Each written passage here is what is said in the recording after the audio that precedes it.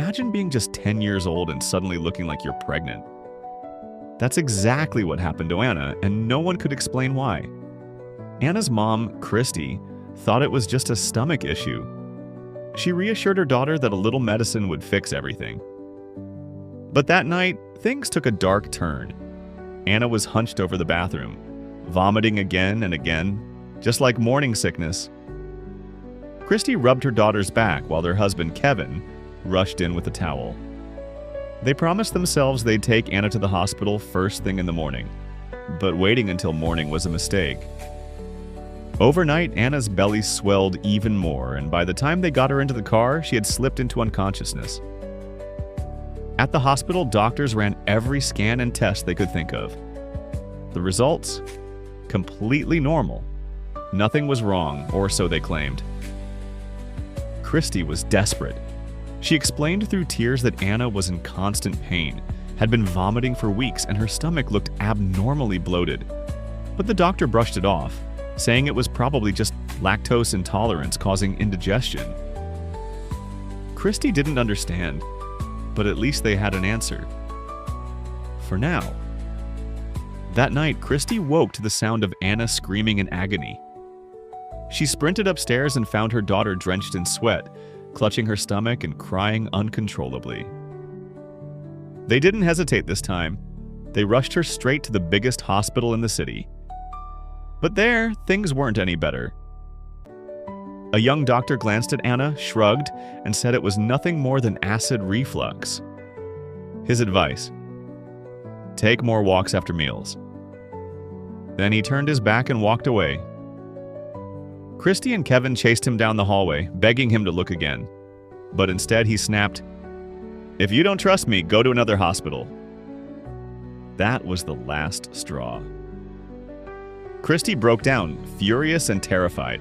She grabbed the doctor's arm, her voice shaking as she demanded another opinion. "Find us another doctor. Run more tests.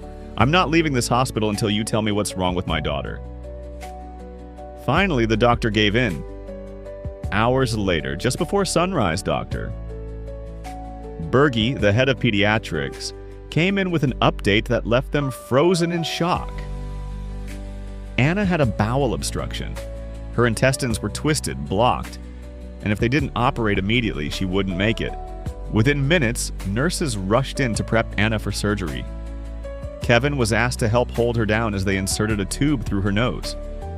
Christy whispered words of comfort, tears streaming down her face, until Anna was wheeled away to the operating room. The operation was quick, but instead of improving, Anna's condition spiraled even further. That's when Dr. Berge revealed the heartbreaking truth. Anna's intestines weren't functioning at all. Her body simply couldn't move food through.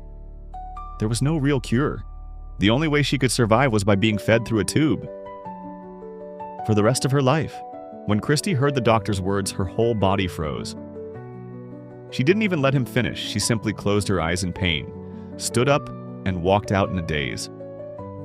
Life was cruel, but whether they wanted it or not, it had to keep moving forward. From that moment on, Anna survived only on a feeding tube and a handful of colorful pills. Real food was no longer an option. Christy tried to stay positive, but every time she saw Anna's face twisted with pain, it pierced her heart like a knife. And even though doctors had said there was no cure, her parents refused to just stand by. Christy began calling every children's hospital she could find, while Kevin mortgaged their farm and sold off most of what they owned to pay for Anna's treatments. But months passed, and it was like their efforts vanished into thin air. No hospital ever called back. Even Christy's strong spirit began to crack. One evening, she slumped by the door, whispering that maybe this was simply Anna's fate. Maybe nothing they did would ever change it. But then she noticed the look in her other daughter Abby's eyes. Disappointment mixed with sadness. That gaze reminded Christy that if parents gave up, their children would never learn to be brave. The very next morning, she made a bold choice. Christy packed their bags and flew with Anna to Boston, home of a world-famous pediatric doctor. They had never managed to get an appointment, but she decided to show up in person. At the hospital, staff were sympathetic but firm. Without an appointment, the earliest opening was 6 months away. Christy held back her tears, took Anna's hand, and quietly left. But just as they were about to return home, her phone rang. The hospital told her to bring Anna in the next morning at 7 a.m. No one explained why the sudden change, but Christy could hardly contain her joy. That morning, they finally met Dr. Nurko, the top pediatric specialist in the country. He explained that while he couldn't cure Anna completely, he had a treatment that might help her digest food again so she wouldn't need the tube. Relief washed over Christy. After so long, hope finally returned. But then his tone shifted. The treatment was only temporary and the side effects were unpredictable. Worse, Anna would need to return every week for 2 days of observation. The hospital was nearly 2,000 miles away and just the travel alone would bankrupt them. But Christy didn't hesitate. For her daughter, she was willing to endure anything. Soon, Anna began her first phase of treatment. Her stomach was still swollen, but the tube was gone. And for the first time in months, she smiled. But as the weeks went on, the side effects hit harder than expected. Every night, Anna writhed in pain.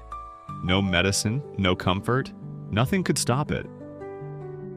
One night, Anna whispered to her mother, "If I die, Mommy, you won't cry anymore. I don't want to make you sad." The words shattered Christy's heart. Eventually, Anna gave up entirely. She stopped eating, stopped bathing, and refused all treatment. Christy, exhausted and hopeless, called her husband through tears. "We're done," she said softly. "Let's just bring her home." On the day of discharge, Dr. Nurko personally walked Anna to the door. He forced a smile, but behind his eyes was deep sadness. He knew he couldn't save her. As Anna left, he stood still at the entrance, letting out a quiet sigh. But fate still had more in store. Back home, Anna sank into depression. She sat by the door every day, waiting silently as if for death. Wanting to lift her spirits, Abby gently took her to the backyard. She suggested they climb the big tree they used to love when they were younger. At first, Anna refused, but with Abby's encouragement, she finally reached out her hand. Moments later, the two sisters were climbing together again. Up in the tree, the two sisters sat side by side, gazing at the horizon while laughing about old memories.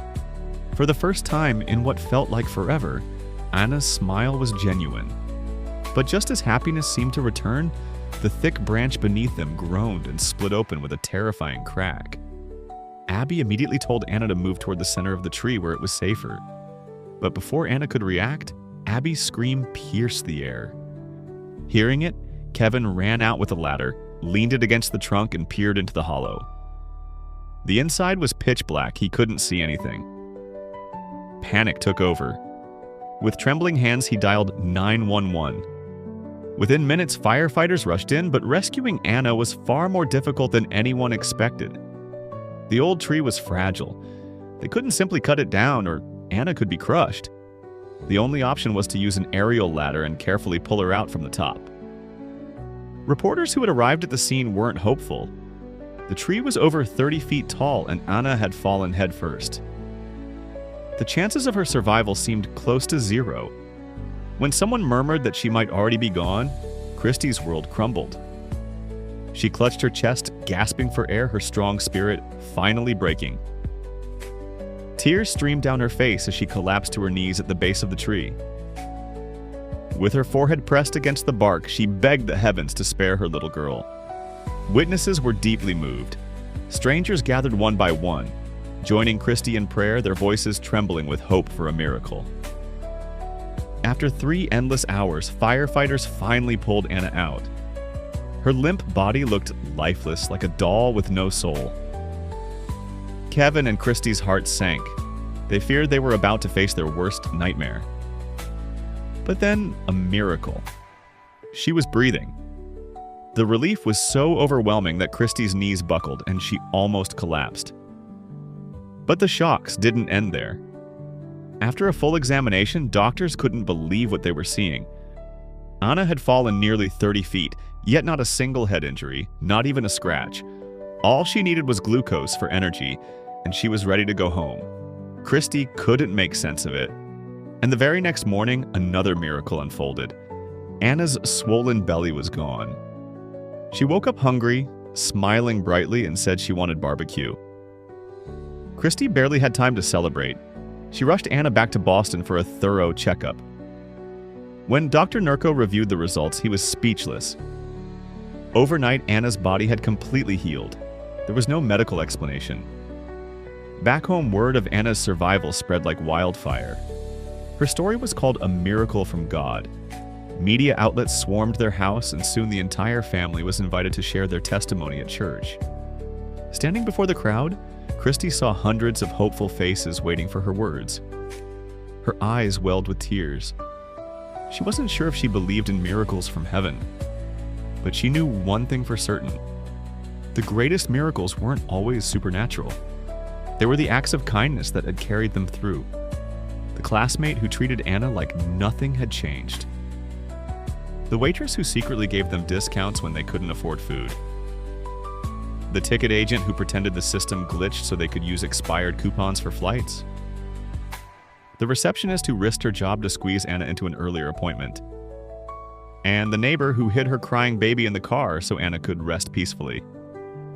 As Christy's voice trembled, she realized whether or not God had shown up, love, compassion, and courage had.